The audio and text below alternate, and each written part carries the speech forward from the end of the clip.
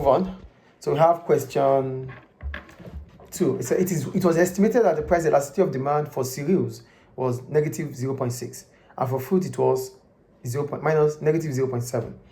The question says, which one of the following factor is most likely to cause demand for a product to be price inelastic? Before we go into that, what is price elasticity of demand?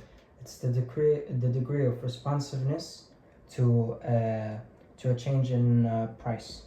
Degree of responsiveness of demand to a change in price. Quantity demanded. The degree of responsiveness between the quantity demanded of a product as a result of a change in price. That is price elasticity of demand. Okay. Now they said, which one of the following factor is most likely to cause demand for a product to be price inelastic? So when it is price inelastic, what does it mean? When it's price inelastic, it means that there's a disproportionate relation between the change in quantity demanded and the price. Okay, great. So, and when it is elastic, what does that mean? When it is elastic, it means that as quantity demanded increases, the price increases, or there is a proportionate change in the price and demand. Okay. So you can simply just say it is price inelastic because there's no significant change in the quantity demanded as a result of a change in price. That is price inelastic. And it is price elastic because there's a significant change in the quantity demanded of a product as a result of a change in price. Great. So now there are legal constraints on manufacturing the product. Why is it not A? What's your answer anyway? I'd say my answer, can I read the options? Yes, please do. There are legal constraints on manufacturing.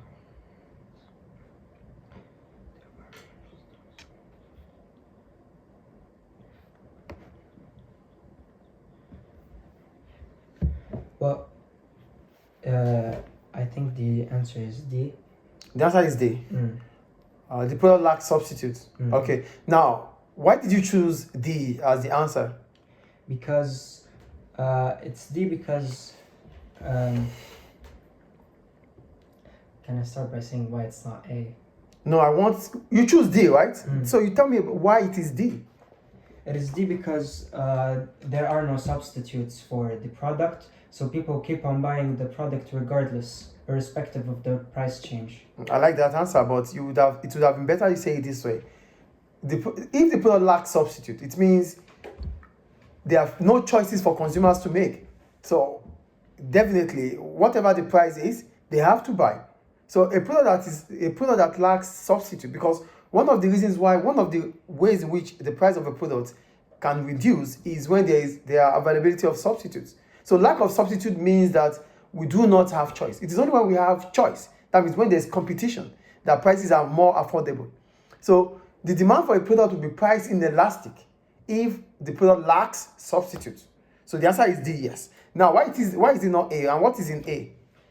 A says that there are legal constraints on manufacturing the product. This means that the product is not available when there's legal constraints.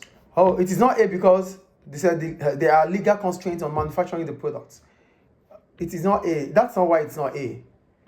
It is not. Your answer is wrong. If it is not A is talking about manufacturing. That is price elasticity of supply. It is not A because A is about PES and we're talking about PED. Okay. It is not A because it is PES, okay? B. There are large stocks of the product available.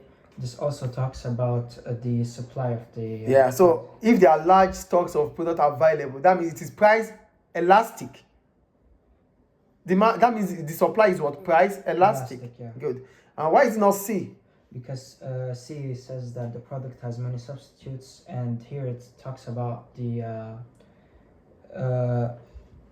it would be elastic if there are more substitutes. Because when there are many substitutes, it means there's competition in the market. And when there's competition in the market, everybody wants to sell to the same customer in that market because there's no customer in heaven. So we don't have any other choice than to attract them with a lower price. Based on the law of demand, when the price is low, we tend to buy more. So it is not C because C indicates that prices should fall. And based on the PED here, the PED here is less than 1. And if it is less than 1, it is price inelastic. So the answer is D. Great. So go to question 3. Okay. The table shows